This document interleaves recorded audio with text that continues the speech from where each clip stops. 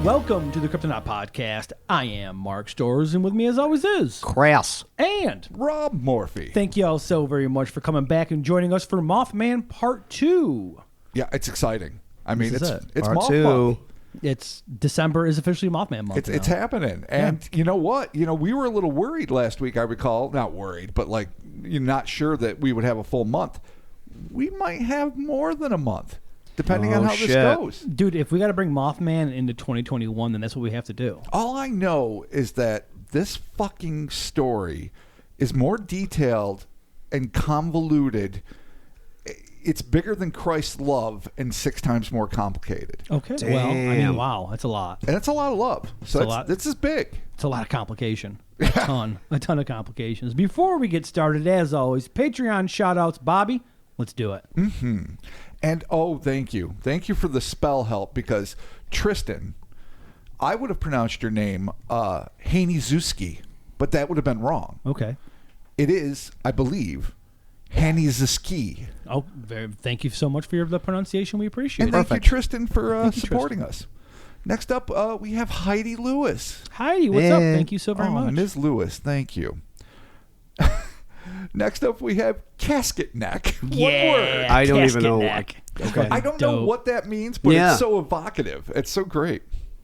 Unless it's another one of those goddamn plant. No, I'm not even going to bother. Oh, my One of God. the fake ones. Following that, we have Venus of the Hard Cell. Thank you so very much, Venus of the Hard Cell. Jeffrey Dahmer. That is Jeffrey. Jeffrey, all right. Jeffrey Jeffrey. Dahmer. Yes. I love it. It's great. Rounding it out, Scott Chandler. All right. Thank you so very much, Scott Chandler. Thank you all so very much for your Patreon contributions. We appreciate it. And because of these Patreon contributions, we have a new soundboard / recorder, which Chris has been dealing with for the last hour and a half. It was tense. It was tight. Things were happening, but you know what? Chris pulled it off. It's working. He always does. We're recording. We got our headphones back. Oh, I know. Yeah. Yeah, and we do. everything's- We're it's trying. working. We're It's doing trying. it. We're doing I'm a trying, big we're boy trying. pod. Yeah, we're back. We're I'm back so to proud. And you know headphones. what? I mean, it comes with some bells and whistles that kind of delight me. Maybe we'll find out. That might be available on the Patreon in one of the episodes. We're not going to really, we're not sure yet what's going to happen with that, but we'll see. Yeah, who knows? Well, I just know that now you know we're in our little cat studio, and we've got some sweet engineering equipment that, even though I don't know fuck all about it, delights the shit out of me. Totally. So thank you, patrons. Absolutely. Thank you so very much, patrons. Without further ado, let's get started with the Mothman Chronicles Part 2. The Mothman Cometh.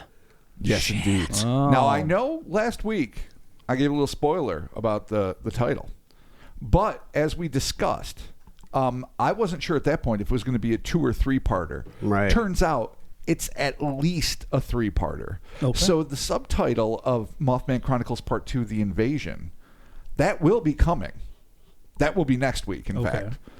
This week, we're just wall-to-wall Mothman. All right. Murray Mothman coming hard. All right, Mothman 24/7. I love it. Beginning in the spring of 1966, folks living in Mason County, West Virginia, were afflicted with a rash of uncanny UFO encounters, disturbing animal mutilations, and the sudden appearance of a winged, man-like monstrosity known locally as the Bird.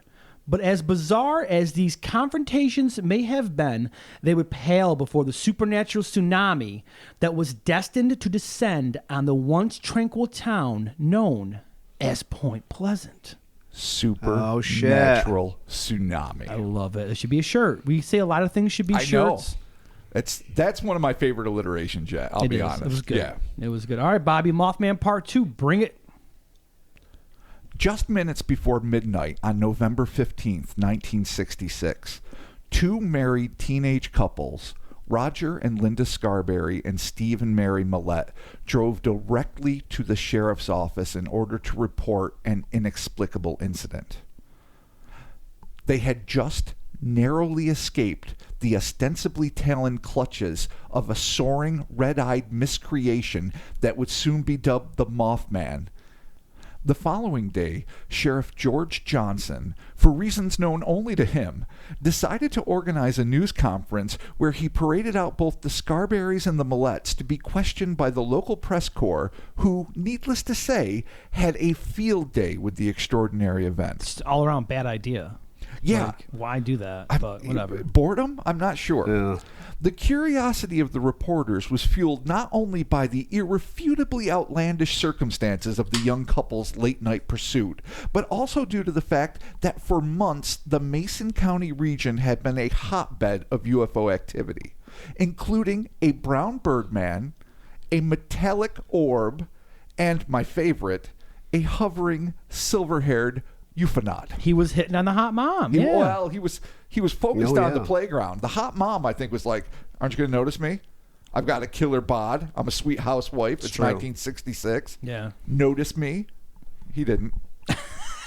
That's probably why Yeah. she wanted him so much more. He'll come back for it, don't worry. And this was the first time that anyone had claimed to have had a direct and decidedly disturbing interaction with any of the alleged paranormal phenomenon. So the chase that we ended off on last week of Yep. the Scarberrys and the Millettes, that's the first real direct interaction between these phenomenons, besides just fuckers seeing it from a distance. Yeah. All right. To their credit, Roger, Linda, Steve, and Mary did their best to answer all of the questions concerning their traumatic and many more than a little preposterous run-in. They agreed that the thing was nearly 7 foot in height, dull gray in color, winged, with no apparent arms, and a muscular pair of man-like legs. Oh, I forgot about the man legs. Those are I my- love the man legs. Those are my of a favorite man. type of legs. Man-like Man legs. The legs of a man. Yeah. Dare I say Danzig-esque legs? They might be. All right. Oh, what else could they Danzig. be? Have we ever seen Danzig's legs? I have not. Bear? I assume that they're Does he wear shorts? super strong. He's going, Danzig never wears shorts. How dare No, you? black jeans. How do you know? Just Only. black jeans. In his house.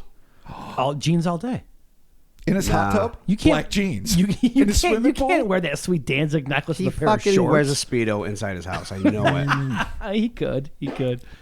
Pretty sure he does. As mentioned earlier, one of the journalists attending the conference was the local correspondent of the Athens, Ohio-based Messenger, Mary Heyer. Mary, more than any other journalist, would become the linchpin in disseminating the legend of the Mothman due to the fact that folks of Mason County and the surrounding areas trusted her to be a fair and honest reporter, and, consequently, extended the same courtesy to John Keel, whom she took under her wing. So when he comes to town to do his investigation, it's funny, in the Mothman prophecies, he says something along the lines of, she seemed like a middle-aged busybody who wanted to, like, poke her shit into everyone's business, a Karen, though that phrase wasn't, Yeah. Yeah. in use. And turns out they ended up becoming, like, best buddies. They were like the Merton Riggs of Point Pleasant, going around, Right. being constantly too old for this shit, Nice. rocking and rolling. Nice. I like it.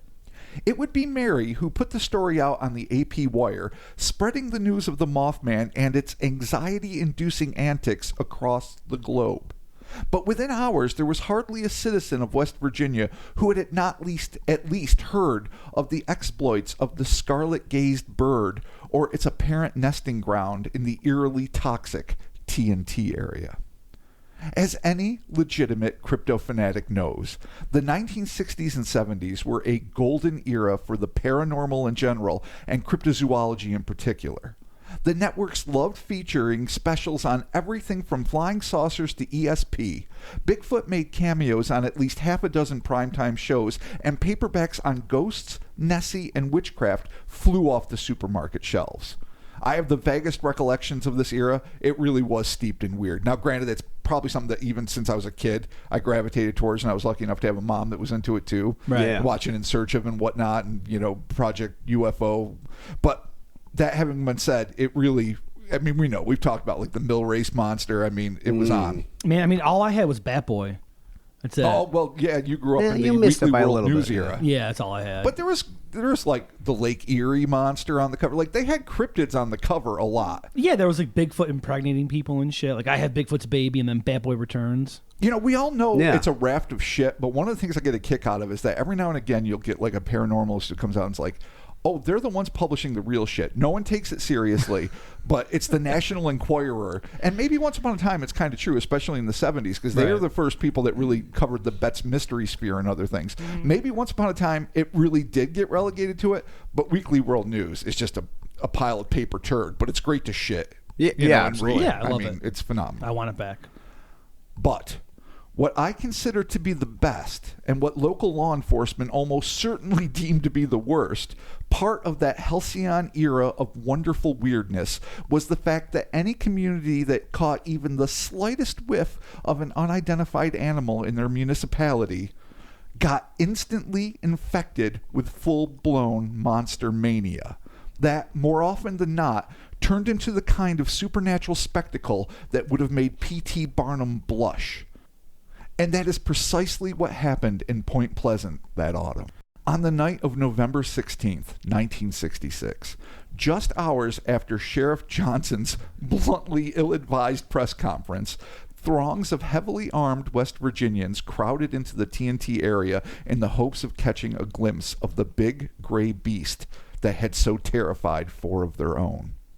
The formerly desolate labyrinth of trees, man-made pools, and decaying concrete igloos now took on the air of a carnival, with rows of honking cars parked along the dirt paths, families socializing, teens snuggling for warmth and fun, and young men with shotguns patrolling the swaths of foreboding forest, taking pot shots at any bird unlucky enough not to have already begun its migration to warmer climes. Just taking shots at rando birds. Oh, God, it's so fucking dangerous. Oh, yeah, the Mark Army.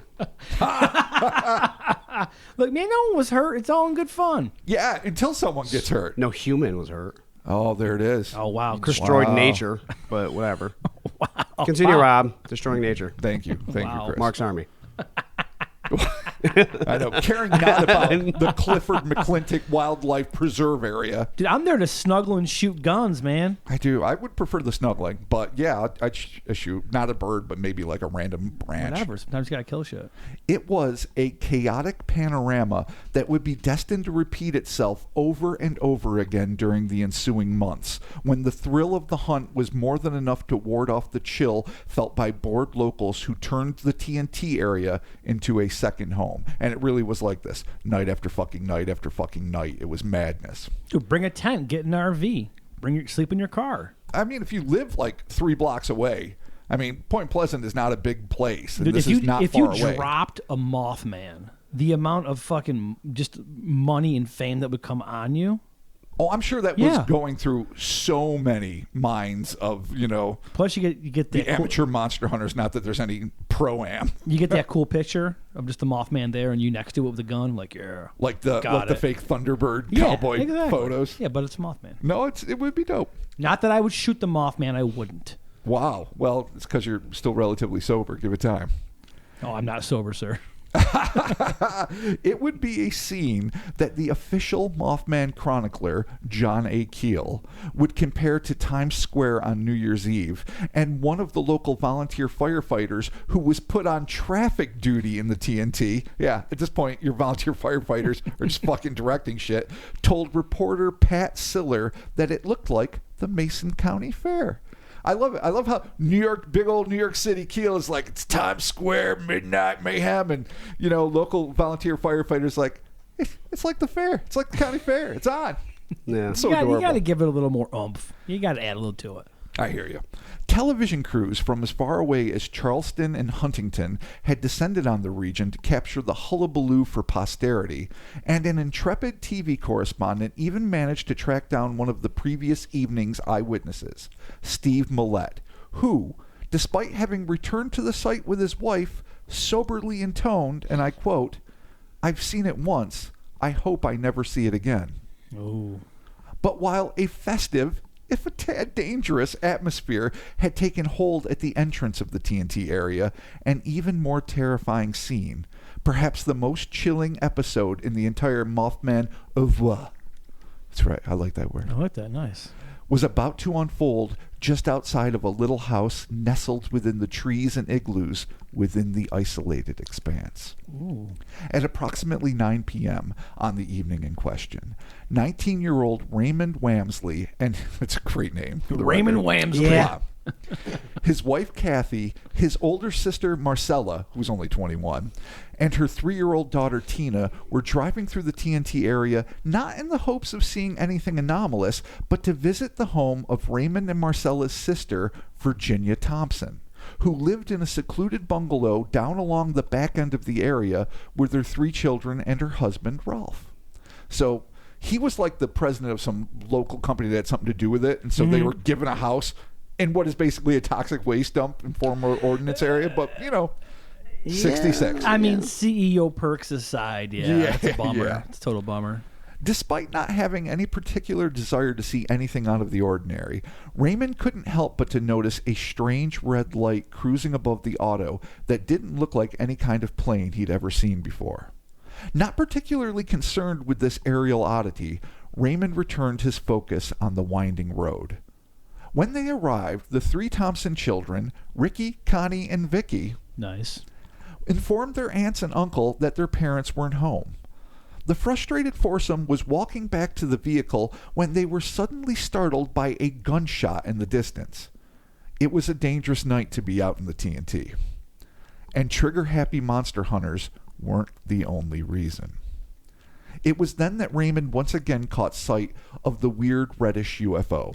He urged his big sister to take a look, but Marcella was holding a heavy bundle of sleepy toddler, and the only thing she was interested in was getting the car door open and Tina inside. As she reached down toward the door handle, Marcella noticed an eerie shadow that seemed to ooze across the lawn behind the car before suddenly assembling into an erect mass before her. That's just an icky image. Just Erect masses are never. Yeah, the erect Yeah, mass. I didn't want to bring it up, but erect mass. Maybe a different word? All right, so what would you use? Solid. A throbbing, a Throbbing? a turgid I didn't edifice. say. Why would you look at me and say throbbing? It I wasn't could tell me. you thought I went too phallic. I did not try to be phallic. I mean, No, there's- I get it. Mark is a jerk, and you thought you were being a scumbag. There's a lot of Mothman like fan fiction where right. he might have a Mothman throbbing phallus. Oh, butt raptors. Butt Butt raptors raptors. Yeah, into exactly. a solid mass. How's Okay, that? I Is like that? Is that more comforting to you? I like it. She would later explain what she saw to John Keel, who printed it in 1970's Strange Creatures from Time and Space, one of the 7 or 8 books now that I've read to acquaint myself with the story. And this is what she had to say. It seemed as if it had been laying down. It rose up slowly from the ground, a big gray thing, bigger than a man, with terrible, glowing red eyes. It's interesting to note that with the exception of the Scarberries and the Millettes, and a handful of others, nearly all observers would agree that the creature's crimson orbs were not merely reflecting the ambient light, but were actually projecting it. This is one of the many things that really, in my mind, and I know we're going to break this down epically when we're done, but that takes the Mothman out of the realm of the cryptozoological and puts it squarely into the much more nebulous world of the paranormal. This and the fact that it is constantly, and we'll see this again and again, flying without fucking flapping its wings. Right. Also, as we discussed in the last episode, that it's 7 foot tall, it's got 10 foot wings, it's got big, thick Danzig legs. Yeah. And there is no fucking way something like, unless it's all hollow boned and weighs like 13 pounds, that Could this be. shit could go aloft. So this thing was taking like a moth nap. So It was like on the ground, like just laying there. Like so that's prone? that's how Marcella originally described it Okay. to Keel. Like there was just this mass moving on the ground, and then it just sort of loomed up, Whoa. and she's looking down, and well, we'll get to this Okay, right now. cool. Yeah. Decades later, in a 2003 interview with Mothman scholar Andy Colvin, which was published in Ken Gerhardt's invaluable 2013 tome, Encounters with Flying Humanoids, Mothman, Man-Birds, Gargoyles, and Other Winged Beasts, Marcella described the moment in more detail. My first thought was, it's a guy. You know, it's a man. I could see it was gray. I kept thinking gray, khaki work clothes. And then, okay, feathers. I thought, oh God, feathers. Not a man. It was a man, but not a man of this earth. I don't know what he was. I mean, I don't want to bring it back to Danzig, but Danzig could have been around with feathers. Yeah, no, he does love boas. He's a man. Yeah. With feathers. Marcella continued. He was shaped like a male. The huge wings. The way he was standing. I'll never forget the way he was standing. It was like he was just relaxing. Like he was just waiting for that moment for me to walk up. I couldn't grasp what I saw. I knew it was not from this earth. I knew the creature, whatever it was, didn't live here. Whoa. That's a pretty extreme indictment. Yeah. Yeah. Marcella, are you familiar with all the life forms on Earth? Probably not. I mean, are you a zoologist, a marine biologist? Likely no. But when you see a man with wings and feathers, you're going to be like, clearly not. That's not uncommon for people to be like, whatever it wasn't from Earth. It's true. You know, like it's like right, true. And that's very common in UFOs. Yeah, It's true. like, well, clearly, as an aviation expert, couldn't possibly exist. But all that aside, one of the things I'm intrigued by, and you know, obviously refamiliarizing myself with this legend and going on a deeper dive than I ever have before, feathers are a common feature. Like, you don't often see the Mothman depicted as a feathered thing. Right. But that happens quite a bit. And there's also a little bit of contention between people that think it looks like a really awkward man-legged bird and people that think it looks like a fucking really bizarre man thing that happens to have some bird-like appendages. Right. So again, it just could be in the eye of the beholder, but it's more than just the typical image that, you know, we've gotten used to seeing through pop culture. Yeah. Intriguingly, for what has often been described as being a headless entity, or more accurately, an entity with a face embedded in its chest, and that's how I've always drawn it based on, you know, reading all of this stuff, Marcella would indicate that this thing actually had a head and neck, declaring, the neck looked like it was hanging on the side. The neck looked like it went down in like a bird. It's weird. She's just talking like stream consciousness. Way down in the neck. To me, it wasn't of this world. Okay. Although most observers make no mention of the thing's face, other than its glowing red eyes, even fewer give any indication that it had a neck. Still, if Marcella's observation was correct, could it be that this creature had a relatively small head on a long neck that it held in front of its torso, giving the at least fleeting appearance of being headless? It's worth considering. Yeah. Just throwing it out there. All right, the old turkey vulture corner. Yeah, like I it guess. definitely like a Skeksis, Sure. except low hanging, right. and out there and sans beak. Okay. Which is another thing that's interesting, and we'll find out more about this. Like, whatever this thing is, it's likely not a fucking bird, because the people that got to look at the face never mention a beak. Right. Right. Okay. All right. Regardless of the specifics, the apparition absolutely terrified the eyewitnesses. Ray immediately grabbed his wife's arm and ran back for the Thompsons' door, while Marcella, still holding Tina to her chest, wheeled away from the appalling apparition to follow her little brother. And that's when the unthinkable happened. No sooner had Marcella taken a step toward the Thompsons' front porch than she felt both of her legs give way beneath her. The panic-stricken mother collapsed on top of her daughter, literally smothering her. Although Marcella could feel her child struggling to breathe beneath her, she was paralyzed with terror. The still traumatized mom would relate to Colvin years later, and I quote, "I couldn't get up off of her, and I thought, well, you know, she's dead. I'm killing her." But I couldn't move. I was in a trance. Okay. That's just so blasé. Yeah, so, you know, I'm thinking, she's dead. My I'm killing her. My child's dead. What can I fucking do? Sorry. I'm in a fucking trance. Okay. Her brother concurred, telling Keel it was as if this thing had her in some kind of a trance. She couldn't move. It was then that two things happened nearly simultaneously. First, Marcella heard a tremendous whoosh, which she interpreted as the massive beast flapping its wings. And second, she felt the arms of her brother pull her off of her battered and nearly asphyxiated child, who she still clung to her chest, and dragged them both up the stairs to their sister's front door. So real quick, just so that I'm understanding this. She just fell to the ground on top of her kid. Yeah, her legs gave out. And she boomed just down, like gravity, no more. smothering I'm down. Tina, can't Okay. move, Wow. still like haunted by the hypnotic gaze of the big bright red eyes. All right. So Ray, being a good little brother, Right. runs back down, scoops him up, brings him back to the door where Kathy, his wife, is already standing.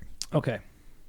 Raymond pounded on the door and screamed for help until the presumably petrified Thompson children unlocked it and let them into the supposed sanctuary of the house. But despite the walls and windows now separating them from the thing outside, their ordeal was far from over. No sooner had Raymond ushered his wife, sister, and niece into the house, slamming and bolting the door behind him, than the frightened group heard a heavy, shuffling gait on the front porch and saw a pair of maliciously searing eyes staring into the front window. In his Mothman prophecies, Keel would paint the picture thusly. So I'm going to read an excerpt from the prophecies. There was a sound on the porch, and the two red eyes peered through the window. The women and children became hysterical, while Wamsley frantically phoned the police. It was 9 p.m. Hundreds of people, many of them armed to the teeth, were less than a mile away and would not know about the episode until they read it in the local papers the following evening. By the time the police reached the house, the creature was gone. With a yard full of squad cars and officers searching the area with flashlights, curious onlookers attracted by the uproar, frantic adults and their own sobbing children, one can only imagine the spectacle that greeted Ralph and Virginia Thompson upon their return home that evening. Can you imagine rolling in? You finally have dinner and a movie night. The kids are old enough to stay home alone. Ricky and Connie and Vicky. And all of a sudden you're there, cops everywhere, flashing lights, randos with guns hanging around the periphery. Your siblings sobbing, siblings-in-law. Yeah, What did you Kids do? a shit show. What did you do? What did you do, Ray? Yeah. What did you do? Ray. Literally. Yeah, that's the deal. Seriously. While that night's chaos may have concluded, Keel reported ominously, for Mrs. Bennett, this was just the beginning of a long and frightening series of adventures. Oh, man. Within days of her all-too-close encounter, Marcella would be treated for post-traumatic shock. Unbeknownst to her, Linda Scarberry would, at the same time, be seeking treatment in a local hospital for nearly identical symptoms. Both women would experience decades of nightmares and paranoia, like fucking forever this lasts, as an after effect of their experience. So we're dealing with some real world fucking ramifications here. Oh, yeah. Look, this is some legit shit. It is legit, and it's not. I mean, yes, it's become just like Nessie has become like a cuddle toy, and we've got the sweet Mothman pop right here, and it certainly is a pop culture icon. There's real trauma involved with these things. Let me continue here. Linda would claim to have seen the being on no less than 18 more occasions. Jesus. And Marcella would be afflicted with the disturbing suspicion that the Mothman was continuing to monitor her. As a result, she would never again drive alone after dark, and she would repeatedly check the back seat of her car to make sure that the creature was not lurking behind her. So that's for the rest of her fucking life. This is a legit kid. Like, she's probably, if she's alive currently. She's not. Okay, but so Both her and Linda Scarberry had passed away, but not until like the 2010s or fairly recently. These two separate people have been so impacted by this. They suffered PTSD. They were hospitalized for it, and the rest of their lives is literally fucking being scared of this pop that we have right here. Right. Yeah. That's this legit. adorable little thing, except it wasn't if you saw it. Yeah, it was No, a lot not taller at than all. that. But I mean, when you think of the story overall, when you look at an aspect like that, that brings a real world fucking real flavor to it. Where Yeah, it's like, it stops being just this legend that you've heard umpteen times. Yeah. And it's just part of canonized cryptozoological and paranormal lore, and it becomes something that real people have suffered because of. Yeah, it's crazy. All right. Whether or not the eyewitnesses' suspicions of being watched by this nightmarish phantom were based on nothing more than lingering fear or a genuine threat, their psychological trauma was all too real. This pervasive sense of anxiety, if not outright terror, would prove to be an alarming trend for those who had the misfortune of making eye contact with the entity known as the Mothman. It doesn't seem like just everyone who saw it, though I can't guarantee. It's like if you look into those burning red eyes. Yeah, you stare into the abyss, and the abyss stares into you, Christopher. It's Nietzschean. Yeah, no, that's it. And for far too many of the witnesses, these terrible after effects would linger for months, and in the worst cases, years after their encounters. Yeah. Unlike so many monster flaps wherein many, if not most, eyewitnesses get over the initial shock of their encounter and begin to thrill to the fact that they were actual participants in an amazing event, those who came into contact with the Mothman almost universally regretted the bizarre experience and the terrible sense of dread that enveloped them for some time thereafter. There really is a huge amount of psychological dread. Now, this could be a weird... we can discuss it. This could be something that a trans-dimensional creature just fucks up the magnetism going on in your brain, the electromagnetic functions, and so you feel it and it doesn't intend it. This could be a protective thing it does to keep itself safe if you're instantly terrified. Or it could be something truly diabolical and full of malicious intent. Man, if it just fucks up like your serotonin levels, and all of a sudden you're all drains fucking... You're just full of anxiety and you're all fucked up. Or like an ultra-terrestrial sucks the joy and feeds the fear. Yeah. All right. Well, I mean, the pop's dope. Yeah. I mean, I love the pop. Listen, we all love the pop. Yeah. What up, Feisty Gal? Thank you so very much for the pop hookup. But, I mean, there's people that are crippled mentally because of this. life. Yeah. Fuck. We all can savor the pop cultural elements of all the things we love. The Bigfoots, the Chupacabras, all of that. That's part of the reason I delight in Nessie so much. But, it is interesting when you really try to break this down, because this ostensibly happened, and at least a portion of what we're talking about, even if it's misinterpreted by the eyewitnesses, is based on what people actually believe really happened to them. Yeah, there's legit real-life ramifications. And as such... Like you say, this has real-world implications. What a bummer. The next few weeks would prove to be the most prolific of the Mothman flap, with sightings of the flying fiend being reported throughout the region in Mason, Lincoln, Logan, Kanawha, and Nicholas counties. So this whole huge area. No. But although winged humanoid sightings were on the rise, the UFO flap, which had consumed the airspace prior to the Mothman, was far from over.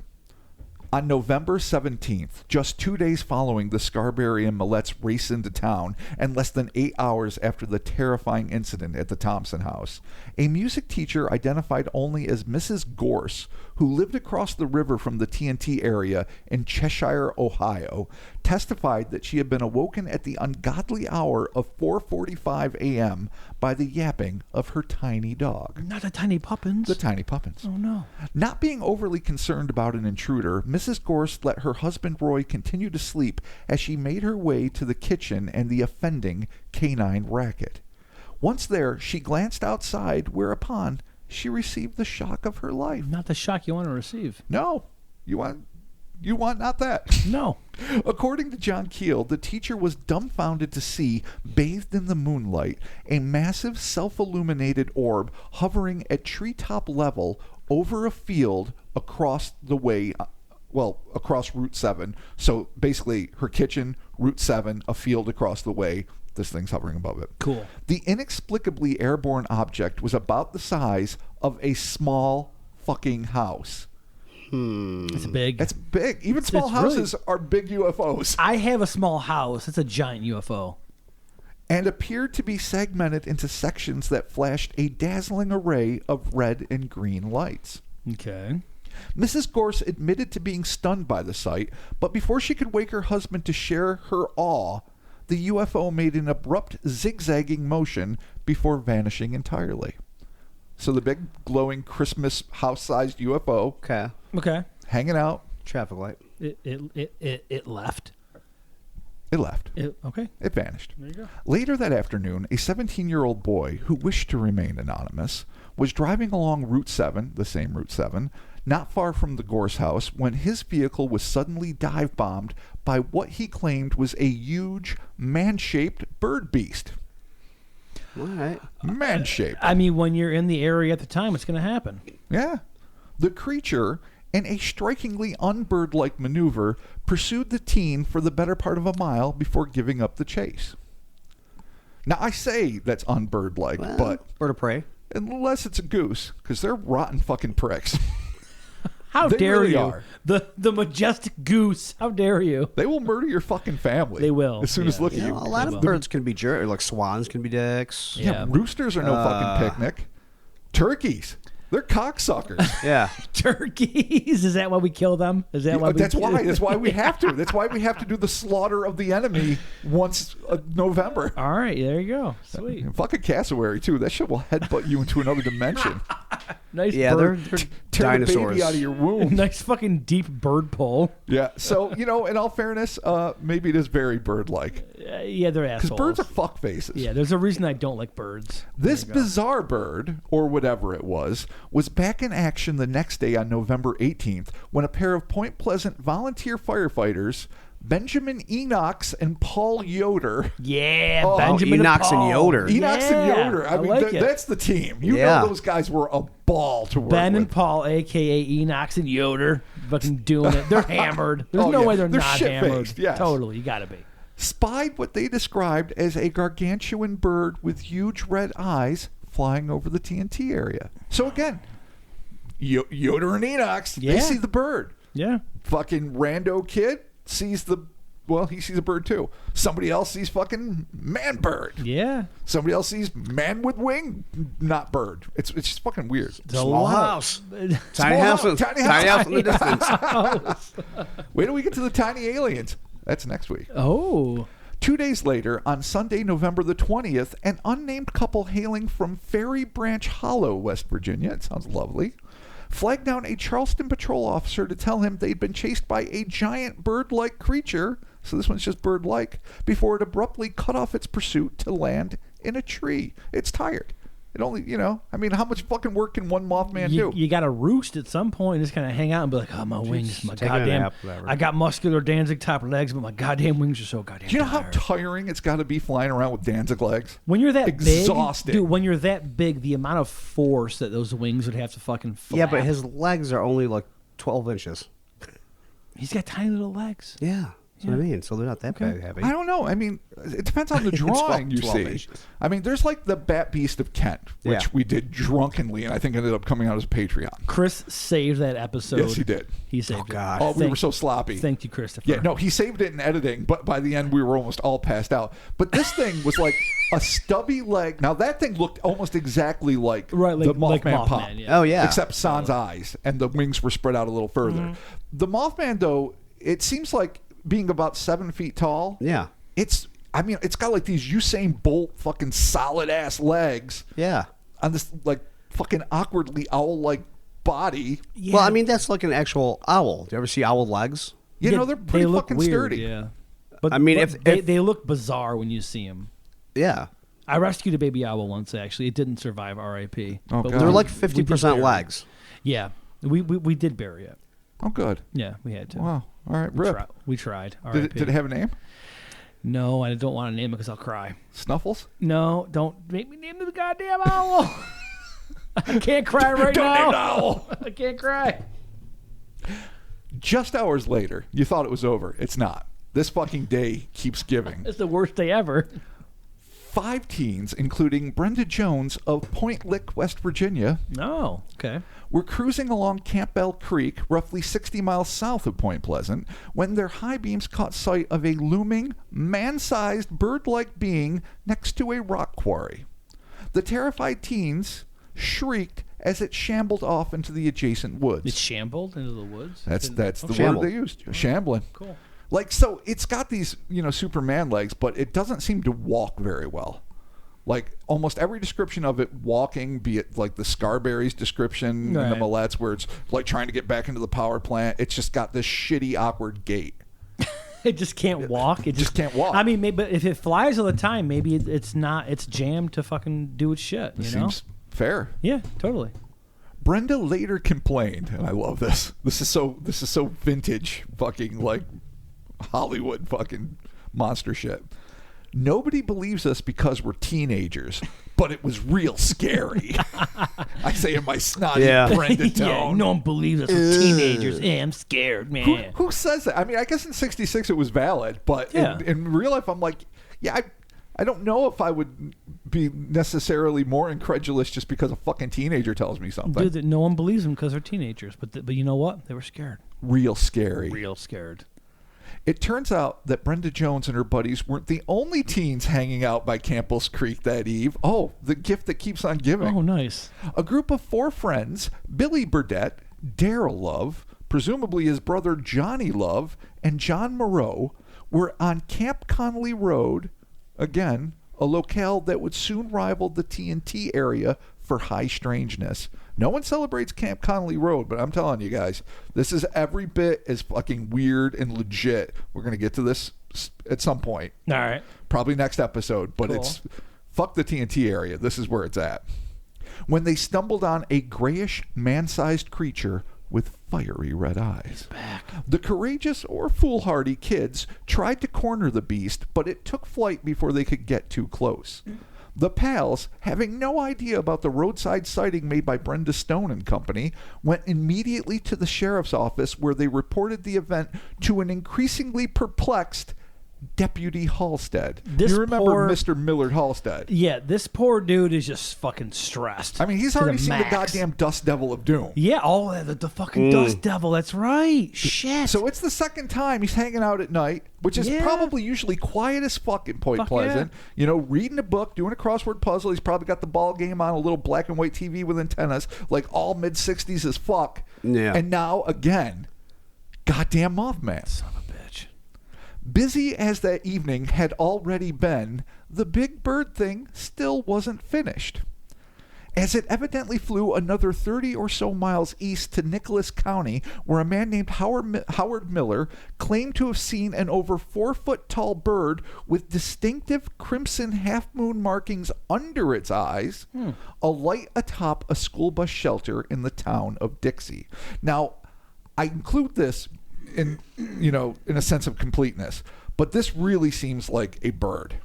We're going to get to bird theories in a little bit. But I don't necessarily think that 4 foot instead of 7 foot, crimson under the eyes. I think you just saw a weird big bird land on this fucking bus stop. Okay. Well, I could be wrong. The ensuing evening, November 21st, something more akin to the quasi-humanoid anatomical oddity described by Marcella Bennett made the 55-mile journey from Point Pleasant to the city of Charleston.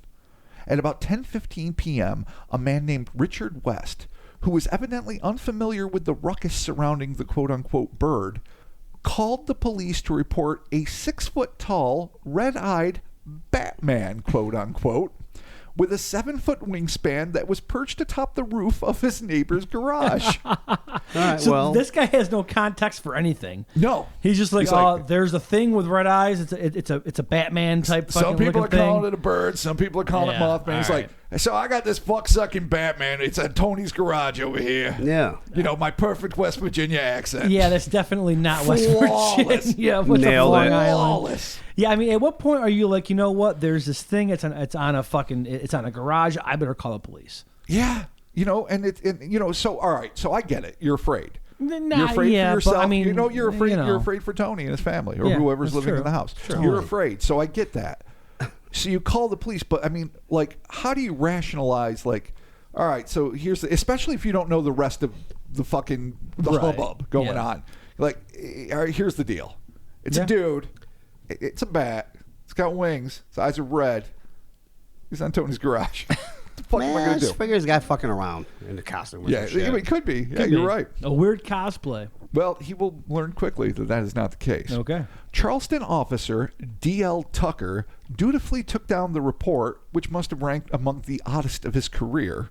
But before he had a chance to dispatch any patrolmen to the scene, Mr. West reported that the creature had shot up into the air without so much as a single beat of its massive, membranous wings, telling the officer that it took off like a, and I quote, helicopter. Oh, the helicopters. All right. They're back. You get that reference a lot. Like a lot of people, the only comparison they have for like a straight up non-flappy thing is a helicopter. Yeah.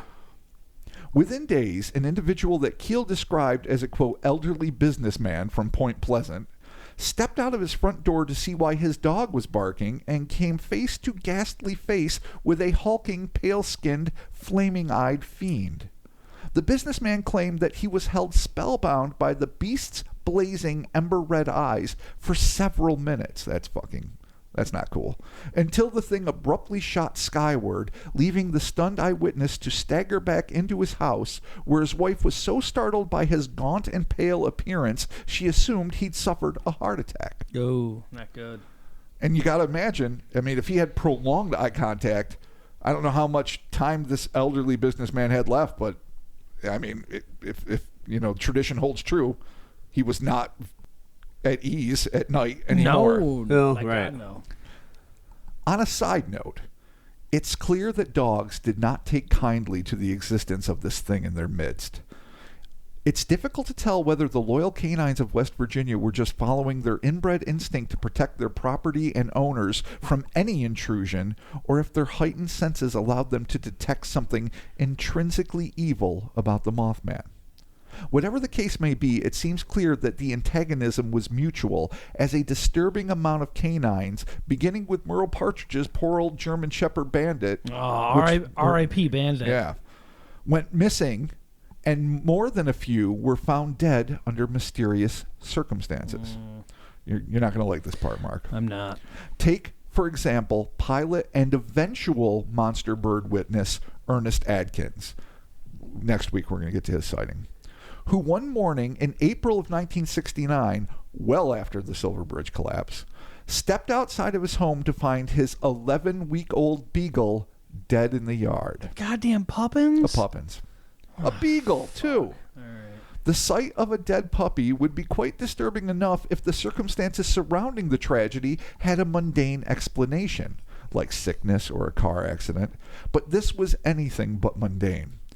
Ernest reported his awful discovery to Keel with remarkable detachment, stating, "There was no evidence that the dog died in a fight, but there was a large, very neat hole in its side, and the animal's heart was lying outside of the body.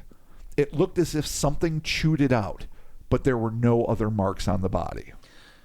In the pages of Strange Creatures from Time and Space, Keel would expound on the oddness of the dog's demise, claiming, "No known animal would or could tear the heart out of a dog without leaving other marks on the carcass. And any animal that might attempt such a thing would certainly have eaten the heart or some other part of the dog." End quote. That kind of makes sense. Yeah, I mean, it does. Again, I'm not an expert, but I mean, to gnaw a hole into the side just for the express purpose of getting the heart, removing the heart, not eating it or leaving any other mark. Yeah, it's kind of weird. Like if it was like a puma, or I don't even know what the fuck could be going on. A bear, a puma, a wild I like boar. your hand motion, puma. Yeah, it's my puma. It's Listeners my puma. can't see it, but you have a puma. I have a wide arc puma You do, grip. yes. Pumamaman. I like it. Okay. As otherworldly as the Mothman often seems to be, perhaps, like any other semi-corporeal entity, it occasionally requires nourishment. Or mayhap it simply enjoys the act of eating. Maybe the consumption of living flesh is a ritualistic sacrifice that fulfills some vital metaphysical need, or possibly it's just a convenient way to get rid of annoying dogs. But either way, many dogs went missing. And there's other cattle and ship mutilation. Again, we're going to get to that at a later point. We already know the UFO that splatted the two poor fucking cows in the field. Yeah. Shitbag move. Just landed right on top of them. Meanwhile, yes, the story unfolds rapidly.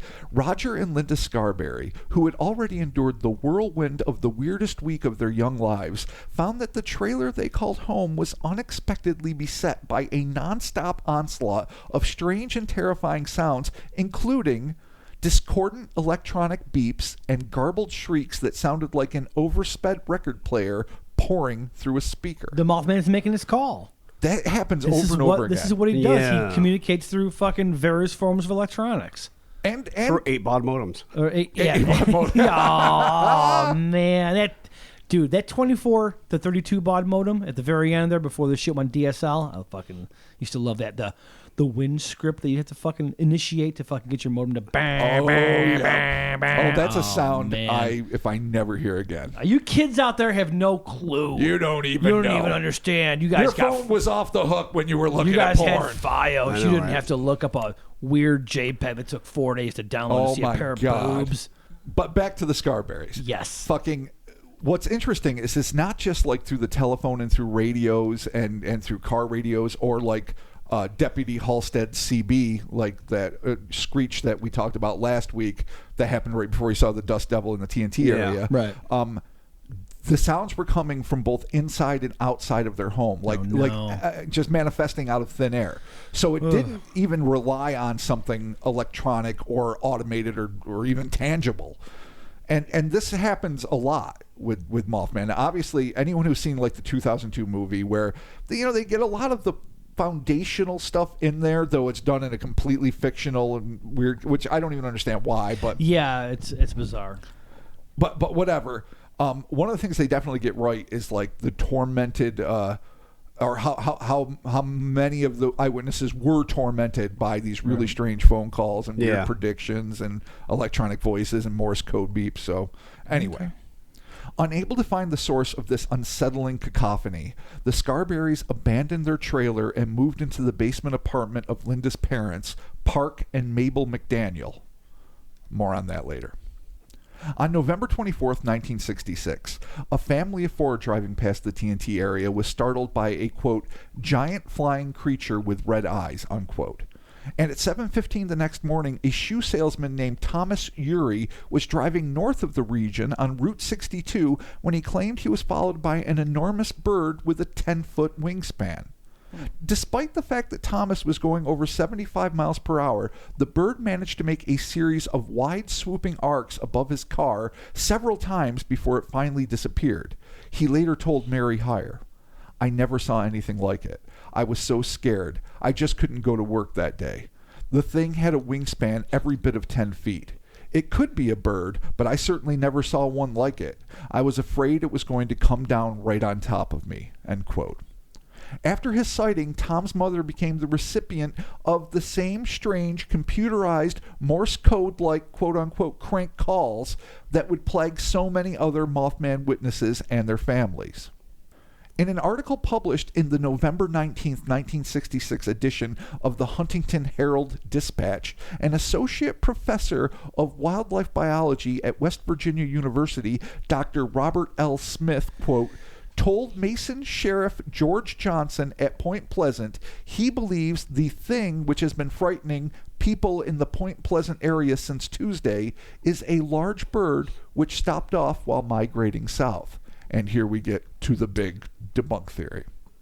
In specific, Smith stated that it was a perfect match for the description of a sandhill crane. While this was enough for most skeptics to dismiss the entire phenomenon, those who had seen the creature with their own eyes, even observers who thought it looked more like an avian than an anthropoid, insisted that whatever it may be, it was definitely not a crane. John Keel even took to carrying a photo of the sandhill crane in his briefcase to show eyewitnesses, but not one of them thought that that was what they had seen. So this is a bird that has like a 6 to 7 foot wingspan, right. Big body, long, thin neck. It's got red splotches around its eyes, but they don't fucking glow. Okay. And it just doesn't really... I mean, Smith saying it's a perfect match, that's a struggle. Now, maybe the one that that Howard, I think his name was, saw land on the bus stop in Dixie. Right. That might be a sandhill crane. Possibly. The red around the eyes. Okay. It's a bird, but... and they're seen occasionally in West Virginia. Not common, but occasionally. Yeah. So it's there, and you know what? There might be a confluence of a lot of natural and unnatural things happening at the same time, but by and large, I dismissed the crane theory. If what the eyewitnesses, at least even some of them, are saying is true, right. It cannot be that. Okay. In a letter, Mary Heyer wrote to John Keel, apprising him of the local state of high strangeness, because he would come to town and go investigate shit in New Jersey and wherever else. She mentioned an interesting account that emerged some 15 miles north of Point Pleasant in the town of Middleport. According to Mary, on the morning of November 26, 1966, an unnamed 5-year-old boy interrupted his father's reading to announce that he'd seen a butterfly in the backyard.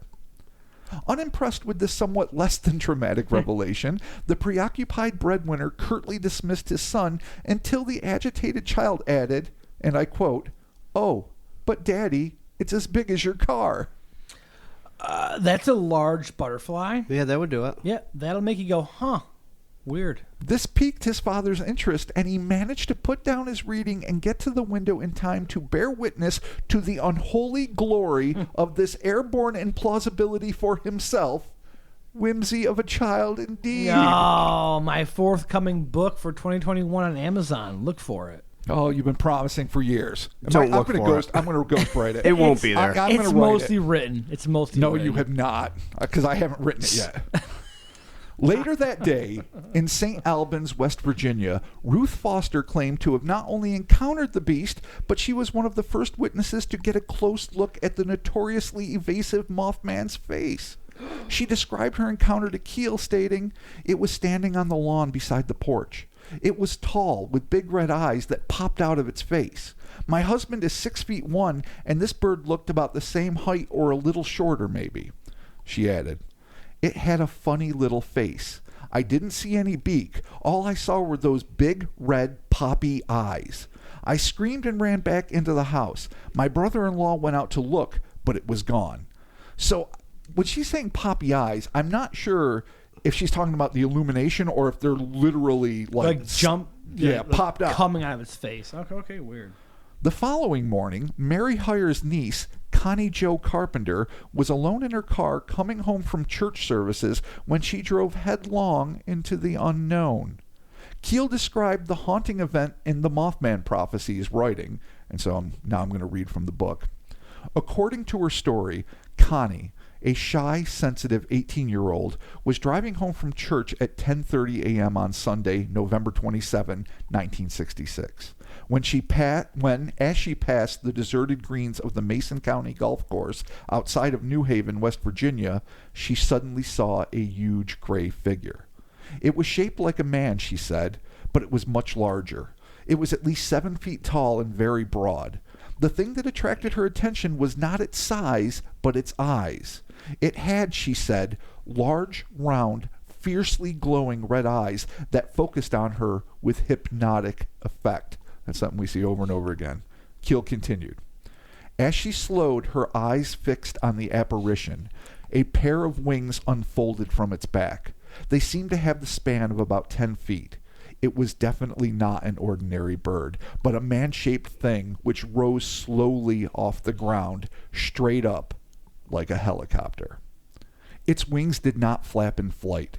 It headed straight toward Connie's car, its horrible eyes fixed on her face. Then it swooped low over her head as she shoved the accelerator to the floorboards in utter hysteria.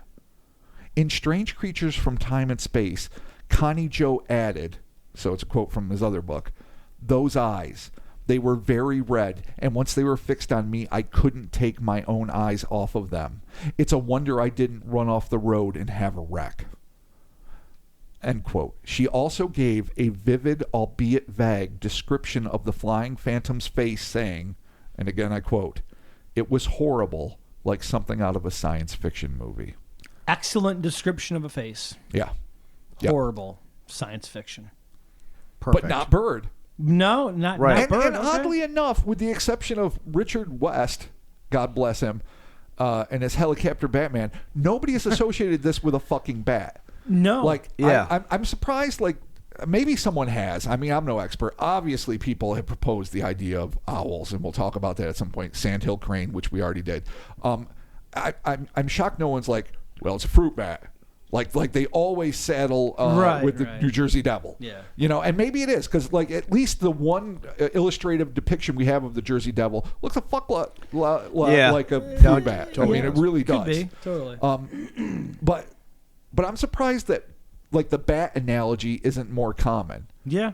In fact, I think if this had been called the Batman, it probably wouldn't be as popular. It would have gotten lost in the mass of like, DC Comics and stuff Batman. like that. The Mothman is so unique, even though in reality, with the exception of that one fucking 5-year-old, almost no one associates it with fucking butterflies, moths, or insects at all. Yeah, no, it has feathers. Moths don't have feathers.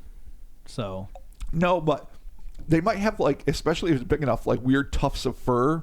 Maybe. I'm basing that totally, by the way, on Toho's models for fucking Mothra. That's not really based on any entomology expertise. It's based on Rebirth of Mothra 3. Yeah, 100%. Perfect. You absolutely knew it. Perfect. Okay. Here's where it gets kind of interesting. Keel noted during the course of his interview with Connie that, and I quote, her eyes were reddened, watery, and almost swollen shut, end quote. He credited this distinctive eye burn to Actinic Conjunctivitis, better known as Actinic Conjunctivitis. This condition is an inflammation of the eye contracted from prolonged exposure to ultraviolet rays. Keel claimed that during his many ufological investigations, he had seen this disorder associated with people who had seen the dazzling, brilliant aerial lights, quote unquote, often associated with UFOs and other paranormal phenomenon. So that's an interesting piece of perhaps biological evidence. And Connie Joe wouldn't be the only one that would have a red eye effect. Other people would end up reporting this. And that's also something that I think was kind of shown in the Mothman prophecies. Not that we're going to go down that rabbit hole anymore, but the movie, that is. But seeing, there's a lot of UFO reports we've all read where, the red eyes that seem to come from like the brilliant light or whatever. Maybe it is ultraviolet rays. Maybe it's, who the fuck knows. But it's interesting that Connie Joe and others got it from looking at a biological entity, but one that seemingly had self-illuminated eyes. Yeah. So you wonder, like, what is that? What kind of magical interdimensional fuck-all property? Who knows? But anyway, unfortunately, like Linda Scarberry and Marcella Bennett before her, this would not be Connie Joe's last brush with nefarious, ostensibly otherworldly forces. The same afternoon, the creature returned to St. Albans, where a 13-year-old girl named Sheila Kane and her younger sister claimed to have seen the burly beast loitering outside a junkyard while walking home from the store. According to Sheila's report, it was gray and white with big red eyes, and it must have been 7 feet tall, taller than a man. I screamed and we ran home. It flew up in the air and followed us part of the way. End quote. The siblings, fearing for their lives, ended up ducking into a neighbor's house for cover. Said neighbor confirmed that they were indeed being chased by the inexplicable entity to a local reporter who covered both Sheila and Connie Joe's encounters in a newspaper article titled Haunting Creature Seen Twice. So now they're just blending it. Now this is the thing that's blowing my mind, and I'm sure you guys are noticing it. Boom, boom, boom. Like, I think on the 20th or the 17th, there's like 14 fucking sightings. It doesn't stop. Yeah. It just doesn't stop. Like, it just continues. This doesn't happen in like almost any other flap. No. Like, there are weird, partings of the veil, Right. which I say much to Chris's delight, no doubt. But like, say, the Casablanca entities in the mid-50s, where for like one day, the kids see all this crazy Terminator, UFO, tiny aliens, fucking weird four-armed ghost things, all batshit crazy. Adults can't see it. The kids can. They're dramatically affected by it. Someone almost gets hypnotized out of a tree. All the shit, and so that goes down as like a truly bizarre, brief event. This is. They always say it's 13 months, exactly 13 months until the Silver Bridge collapsed. Obviously, it started well before and it continues well after. So that is just a convenient thing that John Keel promoted and other writers just conveniently glom onto. But it is an almost 2-year, maybe longer flap that is, at least for like truly dense high strangeness mini flaps within it, are so dense with encounters that I think it's unprecedented.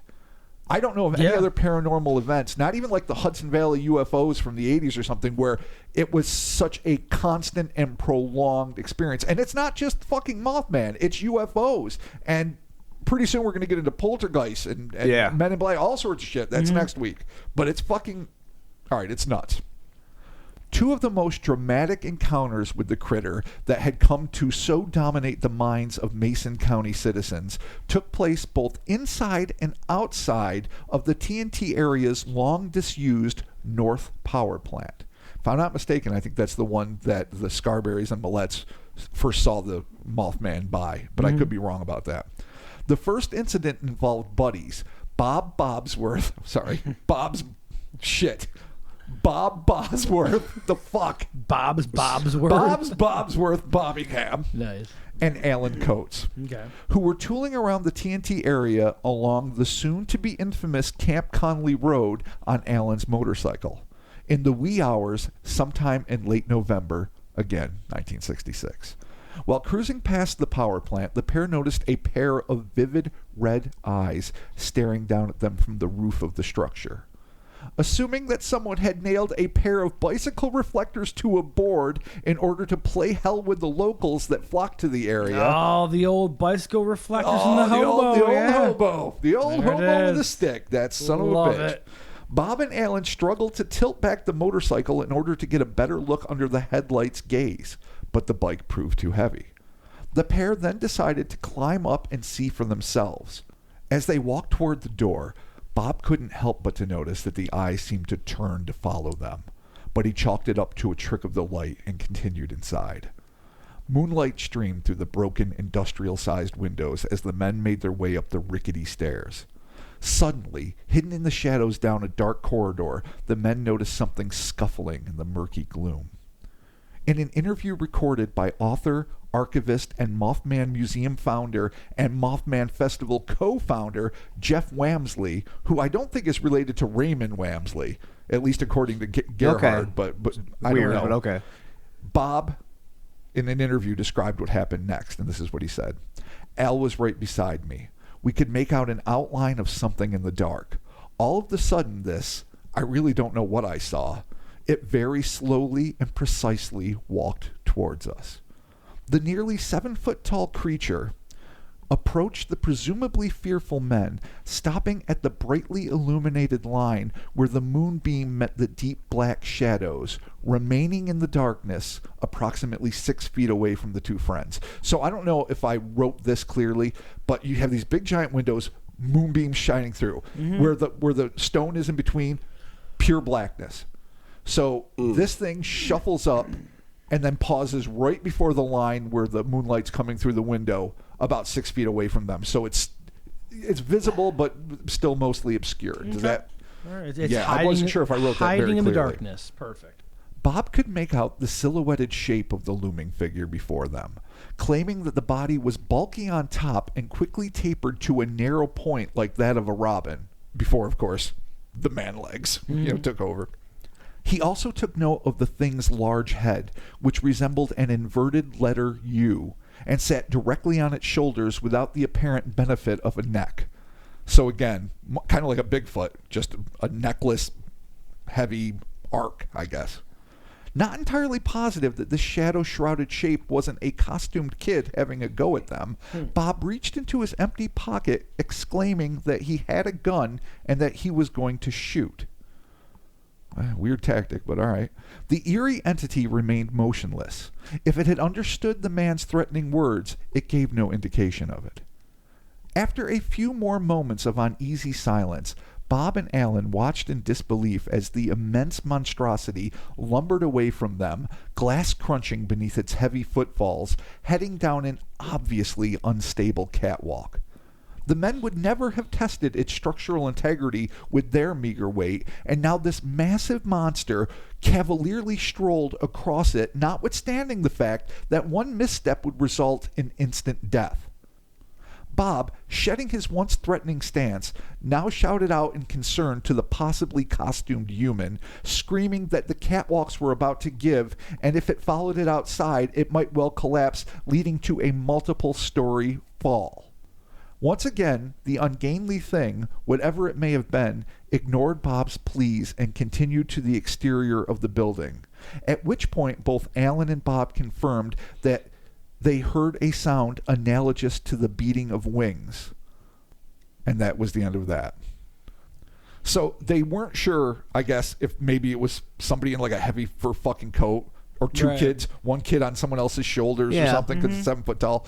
But I mean, when it goes outside and is gone, you have to assume that it flew. It took flight, yeah. And so it was whatever it was. Yeah, I mean, they're just kind of hanging out, and this thing's in there, walking around the corridors and being dangerous with unstructurally sound catwalks. But if it can fly, well, it wouldn't give fucks. Yeah, it wouldn't give a shit. It would just take off. But what's interesting is that it was crunching the glass, and it seemed to have heavy footfall. So, again, birds have hollow bones. Right. Shit has to be light if it wants to fly. Bird, bat, fucking bug, whatever. Mm-hmm. This thing not only doesn't flap its fuck-sucking wings and has, teeny tiny wings for something its size, but seems to be heavy.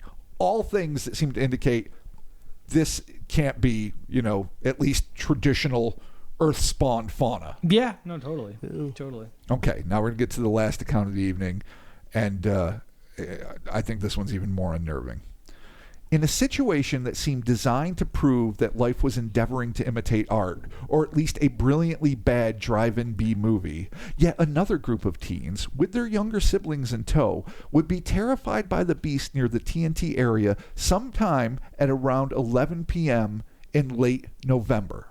Like so many of their peers, 14-year-old Faye DeWitt and her 16-year-old brother Carlisle, as well as their younger siblings Betty, Ray, and Jack, were itching to see the Mothman.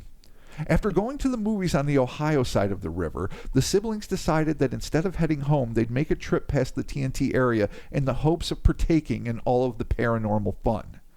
Carlisle, topper to his friends, but we're going to call him by his proper name because that's what his mom would have wanted, insisted that the point of the trip was to convince his young siblings that there was nothing to all of the rumors of monsters that had dominated all of their schoolyard conversations. He could scarcely have imagined just how wrong he would be. It would be Carlisle, who just happened to glance over Faye's shoulder out the passenger side window, who would be the first to glimpse the living nightmare traveling next to them, just beyond the thin pane of glass, evidently running at over 50 miles per hour. Running, mind you. Not flying. Right. Running. And this thing has been a waddling fuck-all until it's like basically a penguin after a turkey dinner. It can't fucking move at all. Until now. Now it's the Flash. Exactly. See you next week. Barry Allen. He managed to stutter, "Faye, don't look out the window." It was a suggestion which no one could comply with. I mean, that's the first thing you're going to fucking do. Yeah, don't say that. If anyone You gotta just said, look, yeah. Rob, don't look over your shoulder, that's the only thing I'm going to do. I want that more than anything. I have to look. Totally. It's ridiculous. And the moment Faye looked up, a scream got caught in her throat as she spied an incomprehensible creature with a human-like head, feathers, and immense, brilliant red eyes that occupied the better part of its face. So again, a slightly different description. Yeah. It appeared to be about 5 feet in height, and the skin that showed beneath the patches of feathers looked to be off-white or beige. Faye was also the first to note a nose, or lack thereof, when she described the thing as having 2 rounded nostrils lying flat against its unspeakable face. So again, more details just because she happens to be closer. Is this different? Is this smaller? Can it change shape? Who the fuck knows? Carlisle commanded Betty, Ray, and Jack to crouch down on the floor before suddenly cranking the wheel of his green 59 Ford truck, nearly flipping it as he jammed down a right turn in the hopes of losing the sprinting Mothman. But he would have no such luck, as the unholy specter stuck the turn, remaining directly outside his sister's window. The boys were sobbing in the back while Betty, the eldest of the 3, lay on top of them in an effort to prevent them from looking up at the monster that they had all been so desperate to see just moments before. Without warning, Carlisle flung the wheel to the left, passing a concrete loading dock and skidding to a halt nearby the TNT's long-abandoned North Power Plant. The hangout. The spot.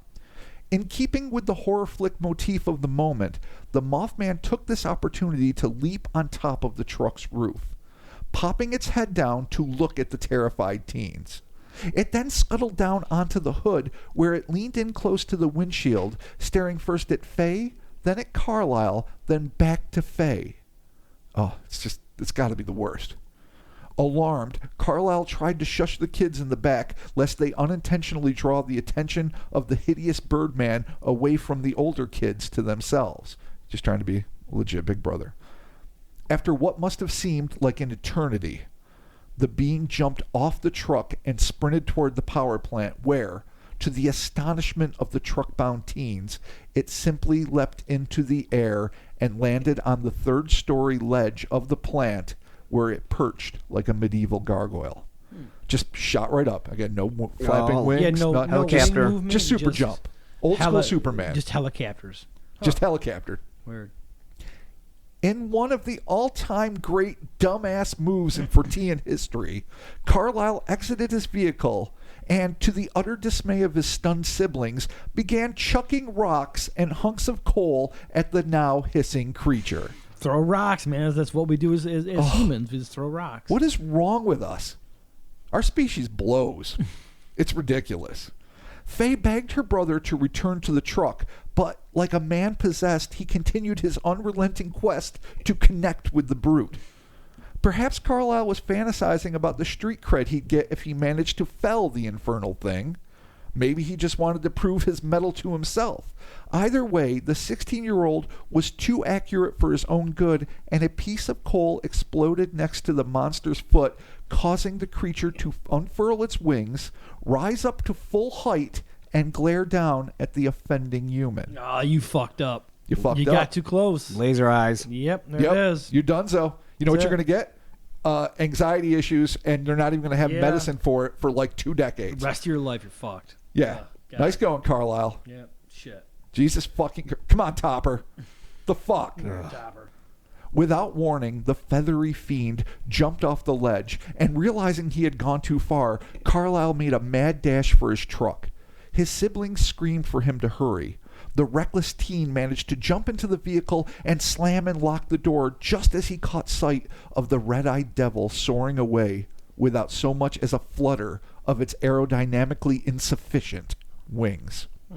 So he gets in time. He thinks this thing's diving after him. Right. But it's just getting the fuck out of Dodge. Classic Mothman. I mean, it's a horrible fucking thing that leaves you with lingering gut terror. And anyone who's got anxiety issues or has had, panic attacks, can you imagine living with a constant paranormal source of this forever? Or at least for months in some cases. Yeah, no, it's too much. Holy shit. And so besides that, it doesn't really want to physically attack people, it doesn't seem. Right. Yeah. Like so many before, Carlisle, Faye, and the rest of the brood made a beeline for the Mason County Courthouse and the sheriff's office, where they reported their run-in to, guess who? Deputy Halstead. Yeah. This poor dude, he just can't catch a break, man. Did he ever get to the point where it was like, yeah, no, this is what's happening now? I mean, at some point, you got to have like a do not disturb. Yes, we know this moth creature is terrifying everybody and causing anxiety with his deep red fucking terror devil eyes, but it's too much. He had to cringe every time he heard like the jangle of the door open. Yeah. Assuming it had one of those little small town bells. Yeah, this guy is done with all this shit. And worse yet, like in the beginning, he wasn't a dick to like Roger and Linda and Steve and Mary. They were like, hey, we saw this shit. And he wasn't like, you fucking punks going out there to drag race and smoke dubs. Cool. Yeah. Fuck you. No, he was like, I've known these kids forever. They're good kids. They saw a fucking moth. I saw a dust devil. My fucking radio doesn't work. It's fucked up. Yeah. And now he's fed up. I would be. I'd be done. Totally. You know what? He should call Big Lou to fucking settle this once and for all. Once these last 2 encounters hit the presses, the already ample crowds gathering in the TNT area became totally overwhelming. Students from as far away as Ohio State and Marshall University turned the locality into their own private stomping grounds. So now it's just like a frat party. Yeah. One resident compared the situation to the scene in Spielberg's Jaws, wherein the natives of the fictional Amity crowd the marina armed to the teeth with both explosives and firearms, ready to take out the monstrous shark and collect the bounty. Only this was real life, and the situation in the TNT was rapidly escalating from unsafe to hazardous. It was one thing for locals to turn the old ordnance site into a nonstop festival, but the situation was swiftly getting out of hand, and local law enforcement had finally reached the limit of their patience. Something would have to be done to try to put a stop to all of this monster madness. Step 1. Call in the National Guard to shut down the TNT. Step 2. Flood the area with feds, undercover OSI agents, Office of Special Investigations, the Air Force branch that does all sorts of legitimate crimes and terrorism, but is also said to be associated with UFOs, and the most insidious investigators of the unknown that may or may not be working for the United States. I'm talking about the notorious Men in Black. That's step 2. Oh, shit. Step 3, capture the Mothman. But that, as they say, is a story for another day. Oh, this is Mothman madness. I mean, Dang. Not March Madness, Moth Madness. Mothman madness. It's November madness. Dude, November. the sheer amount of sightings of this creature is insane. And this isn't all of them. No, this is just the tip of the moth iceberg. Yeah. Yeah. 100%.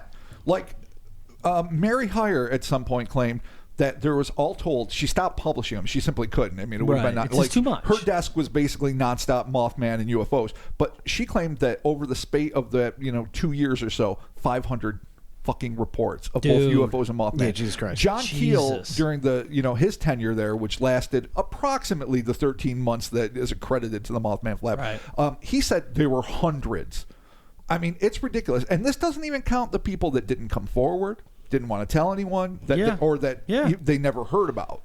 Because it's not like the internet or shit, people post things. I mean, could you imagine if something like this happened now in the iPhone era and Oh, dude. Right. if there's anything even slightly legitimate about this fucking phenomenon, then it would be a game-changing, mind-blowing fuck all. And maybe that's why these things don't do these things anymore. Dude, there would be Mothman TikToks left and right. There'd be live Instas and stories and boomerangs and all kinds of Submarines? shit. Is that a thing? A submarine? What's a submarine? I don't know. What's that A thing we social did media? once on the podcast? It was like a live thing. A submarine? I don't. You know Chris, me. I'm help. old. I don't know what the fuck We I'm just talking did a about. live stream? Yeah, or a whatever? live stream. There was a certain program. It doesn't matter. It's really not relevant at all. We know the submarine. Submarine, TikTok, Wang Dangles, Yeah, Chibney Poos. Pelicans, dinkalators, all kinds Oh of... my God, I was Dinkalators on didn't the other last day. very long. Yeah, the old No, dinkalators, join yeah. our Discord and our Dinkalator. You'll love it. go. But what I'm saying, but besides the fantasy of this happening in the modern hyper digital era, Right. which would be fascinating, and who knows, 2020, it's not over yet. I mean, there have been recent Mothman sightings in Michigan and Chicago, so we'll see where that goes. Yeah, now but flying humanoids are very common and been with us literally since the dawn Oh, of yeah. recording shit. Yeah. Period. Like ancient, even pre-ancient, or well, I should say, pre-recorded history. Right.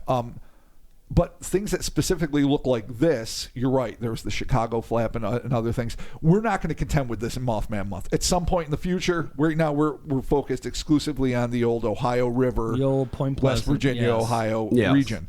But that having been said, like we were just saying, it is fucking nuts. It's so much. And if it's not fucking a weird bird with red eyes, or a weird bird man with red eyes, or a full-on man with shitty wings with red eyes, always fucking red eyes. Yeah. It's fucking Christmas UFOs, and like I said, it's going to get so much crazier. Yeah. Oh, Jesus. All right, well. I thought we were going to get to that this week, and obviously the story just keeps getting bigger and bigger. So the promised title, like I said earlier, The Invasion, that's next week's episode. So this is not the invasion. This No. is just part 2, No. the Cometh. The Mothman Cometh. Wow. So we've got all right. the bird, The Cometh, Mothman Cometh, Yeah. and then the invasion. then the invasion. Nice.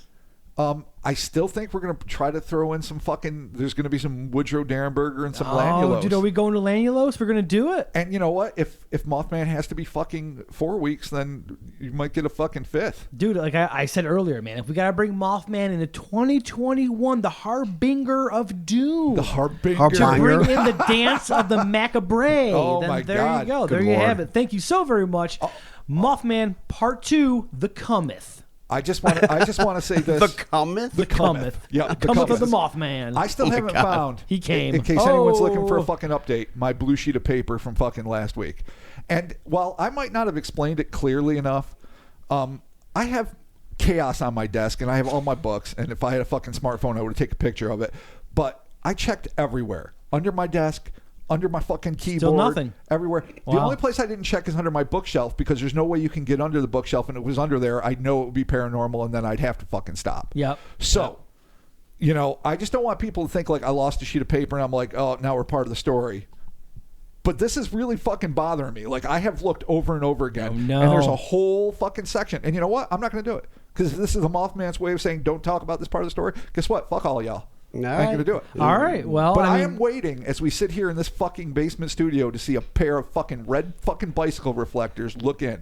Because by the time we do 5 fucking weeks of Mothman, we're in it. We're in it balls deep, friends. at week 6, when do we become the Mothman? No, week 6 is where it's too far. No more than 5. I refuse to do week 6. When do we turn into the Mothman? When does that happen, Rob? And I'm skeptical, but I'm leary. It's the way I Okay. always am. I don't All right. technically believe in demons. I don't technically think just Mothman's, you know, Don't do it. haunting us. But, you know, but why? I've seen enough horror films. You just Yeah. don't fuck around. No, you don't. You do You not don't. take that Safety, risk. Safety first. Motherfucker. Thank you all Fucking so wow. very much. Part 2, The Mothman Cometh. Patreon.com/Kryptonaut Podcast. $1 is a shout out. $5 is a shout out and some bonus audio. There is a crypto Santa Claus Secret Santa program happening over on the Discord. I think by the time this is out, it will probably be closed. But if you are on the Discord, then you saw that we have a Secret Santa Discord thing happening. Wow. Presents for Okay. everybody. Man, yeah, these presents. people are so Perfect. good. We're signed up. We're there. It's happening. Who did I get? I don't even know. We are going to get somebody. Collectively, okay. I'm glad we found out, because I would have completely fucked my Yeah, right. Santee or whatever they I mean, call I'm it. in charge of it. It's okay. Santor. Oh, so you instituted this? No, it was proposed. I think by on Discord. I believe it was Lulu who put this out there. I think it's adorable. Yeah, it's awesome. Man, so if you you're guys part of the on Patreon, you're Patreon part of are the fucking Discord, wicked. and there you go. You get a Secret Santa program. Our It's super Facebook dope. family is the only thing decent about Facebook, and I love them. Our fucking Discord and Patreon family or patrons are fucking. We really are the luckiest fucking podcasters in the world. We are. We have an excellent fan base. Thank you all so very much for your continued support. You guys are the shit. Patreon or not, we appreciate everybody. The Instas, the Twitters, and the Facebooks. Check I us out there. also, I should have done this at the head, but I'm doing it now. I want to give a shout out to Tom G. Tom G. Our buddy. Our boy Our from buddy yeah, from Bridge to Begonia. Bridge to Begonia, and, totally. And you know, he's the one that turned us on to Sam the Sam, Sandown. and plus the Ghost Clown. Swamp Devils. And Swamp Devils. Yeah. Or the Space Demons of Space Devil Devil. Swamp or Something like that, yeah. fuck, I don't know. The Scorpion Kings of 3. It was fucking dope. Yes, it was wicked. So Totally. anyway, you know, he went out of his way to bust some research out Oh, and cool. some things that are going to show up in the next week or two that I had never heard of that are pretty fascinating, There you little go. obscure Mothmanery. So I wanted to thank Tom, and I'm sorry I didn't do it at the head of the episode. So I hope you stuck around to hear it. Awesome. Thank you so very much, Tom. Thank you, everybody, so very much. And we will be talking with you soon next week for part 3 of the Mothman. Which will be the invasion. The invasion. Unless, of course, it's not. Because maybe it goes further. I don't know. I don't know what the Mothman's going to tell me to do. I Is don't it, know. I Chris- don't know what the eyes are going to dictate. Is it That's the true. invasion cometh? No. Yeah. Did the Mothman already cometh? Listen, I paid my tribute to the Iceman Cometh. All right, perfect. That's already done. Sweet. And I know it wasn't the first time it was done, but I fucking did it because it wasn't the fucking invasion. So now we're just going to have to live with it. All right, fine. We are the story. I actually got scared when I read the Mothman prophecies as a kid, like a young teen. Yeah, you About should. halfway through, it was summer, the bedroom window was open. I was looking out in the darkness, and I just gently folded it. I'm like, I'm going to go back to Stephen King. There it is. Yeah, forget about it. I didn't even start reading it again until the fall. Pretend it didn't happen. Awesome. Perfect. Thank you all so very much, and we'll talk to you soon. Bye. Motherfucking madness. See ya.